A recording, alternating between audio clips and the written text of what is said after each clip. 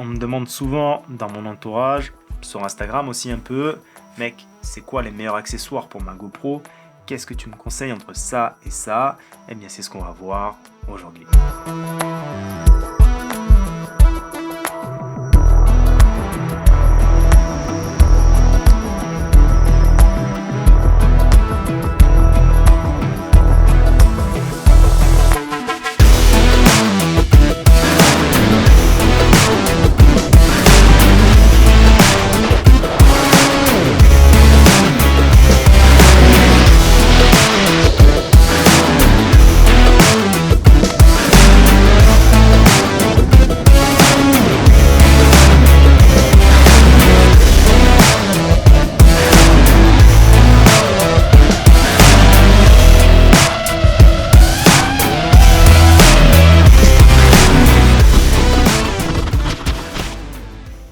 Bonjour à tous, je suis ravi de vous retrouver dans une nouvelle vidéo et aujourd'hui donc on va parler GoPro et plus précisément quels sont les accessoires GoPro que je recommande, que j'utilise même en mode un peu Winter Edition parce qu'on le voit très bien, la GoPro est la caméra quasi exclusive sur les pistes.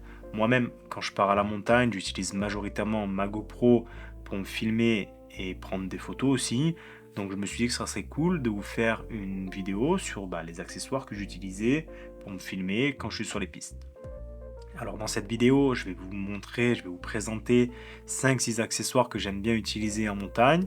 Alors ce ne sont pas des accessoires exclusivement dédiés à cette utilisation, mais ce sont les accessoires que moi je prends quand je pars au ski. Allez, sans plus attendre, passons au premier accessoire. Alors pour le premier accessoire, qui n'en est pas vraiment un, puisqu'il est inhérent au fonctionnement de la GoPro, il s'agit de ça. Donc ça, ce sont les batteries Enduro de GoPro, donc qui viennent à côté des batteries classiques, les bleues. Donc ça, batterie Enduro, c'est quoi? Sur le papier, GoPro annonce un gain d'autonomie de 38 à 40%, notamment dans des conditions extrêmes, donc de basse température. Du coup, idéal à la montagne, en altitude, vous avez compris. Donc ça, batterie Enduro, gain de 38 à 40%, annoncé.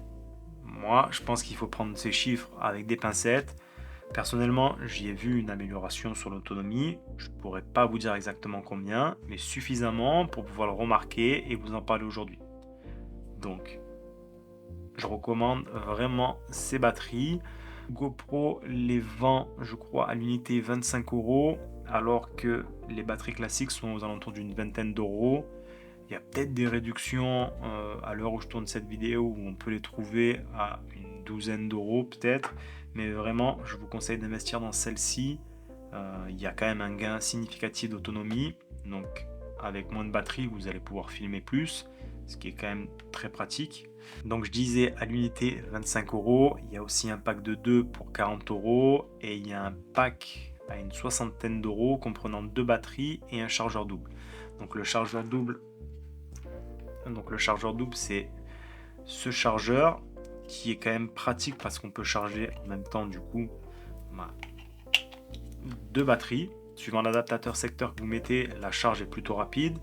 Et sans ça, vous êtes obligé de charger en branchant la GoPro et en insérant la batterie dans la GoPro. Alors que là, en simultané, 2 batteries. Donc ça, très pratique. Je déconseille par contre d'acheter des batteries de marque tierce.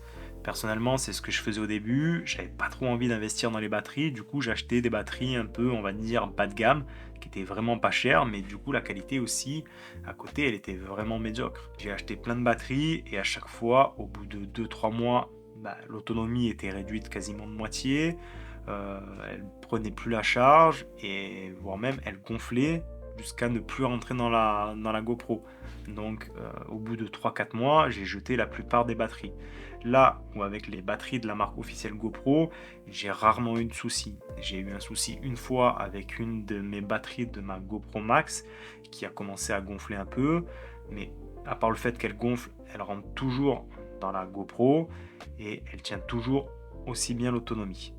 Donc vraiment, je déconseille d'acheter autre chose que des batteries officielles. Certes, le prix sera plus cher, mais sur la durée, vous y retrouverez forcément.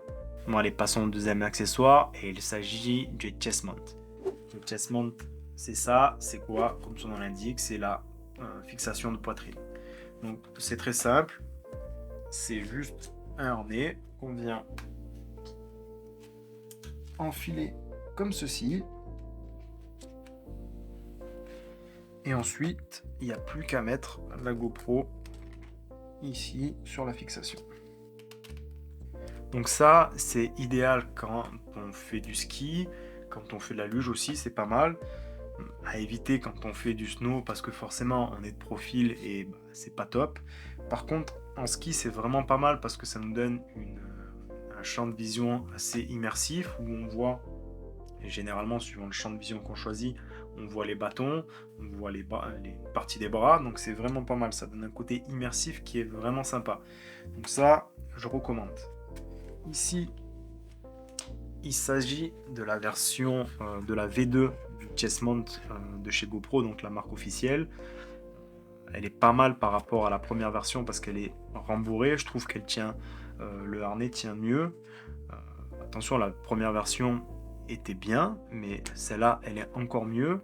Donc ça, c'est vendu une quarantaine d'euros, je crois. Et du coup, comme la version 1 est toujours en vente sur certains sites, vous pouvez la trouver encore moins cher. Donc ça, vraiment, vraiment pas mal, je recommande. Le troisième accessoire est plutôt simple et banal puisqu'il est vendu avec les GoPro. Il s'agit du petit support adhésif. Donc ça, c'est inclus depuis la nuit des temps avec les GoPro. Et bah, ce qui est bien de faire, c'est de fixer ce petit support sur les casques, comme j'ai derrière moi. Vous voyez le petit support ici qui est fixé sur le casque. Donc là, par contre, il s'agit de la version incurvée. Je suis pas sûr qu'elle soit encore fournie, cette version-là. Je crois que maintenant, c'est juste la version plate. Vous pouvez quand même essayer de mettre la version plate, ça peut peut-être marcher. Sinon, on peut toujours trouver la version incurvée sur Internet assez facilement. Donc une fois qu'on l'a collé, bien faire attention que ça soit du scotch 3M bien costaud. Après ça, ça bouge pas. Moi, ça fait des années que je l'ai et bah, il n'a pas bronché. J'en ai aussi sur mes casques de moto. Pareil, ça n'a jamais bougé. Donc, une fois qu'on l'a collé, il suffit simplement de venir ici, clipser la GoPro. Et là, on est paré, on peut y aller. Moi, j'aime bien la mettre au devant du casque plus que sur le dessus parce que je trouve que le dessus, la vision est trop haute. Donc, j'aime bien la descendre un peu pour avoir un peu une vision un peu plus immersive. J'aime bien aussi de temps en temps rajouter ici des petites pattes, des petits bras pour venir mettre la caméra encore un peu plus bas pour avoir davantage de plans immersifs. Mais voilà, le classique, le truc tout simple, fixation sur le casque.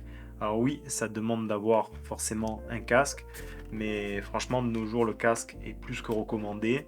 Donc voilà, simple, efficace, ça marche toujours, je recommande. Pour le quatrième accessoire, celui-ci, je l'ai vu que très rarement, voire quasiment jamais, il s'agit de la fixation de poignet. C'est quoi? Alors, c'est une fixation comme ça avec une petite plaque où on vient fixer la GoPro dessus et avec, il y avait trois types de sangles, une sangle de main, une petite sangle de poignet et une sangle bien plus grande pour fixer ailleurs. Je sais même plus si elle est encore vendue d'actualité. J'ai pas réussi à la trouver sur le site de GoPro. J'ai vu un truc qui s'en rapprochait, qui s'appelait fixation de poignet, mais je sais pas vraiment ce qui est inclus dedans. En tout cas, ce que je sais, c'est qu'elle n'était pas donnée parce qu'elle était à une soixantaine d'euros. Moi, je me rappelle pas l'avoir payé ce prix-là. Donc, à voir si vous trouvez cet accessoire sur d'autres fabricants, peut-être, ou alors vous contenter de celui vendu sur GoPro. En tout cas, il est vraiment pratique. Comment ça fonctionne? Je vais vous montrer pour la fixation de main. Ici, on a la petite sangle qu'on vient accrocher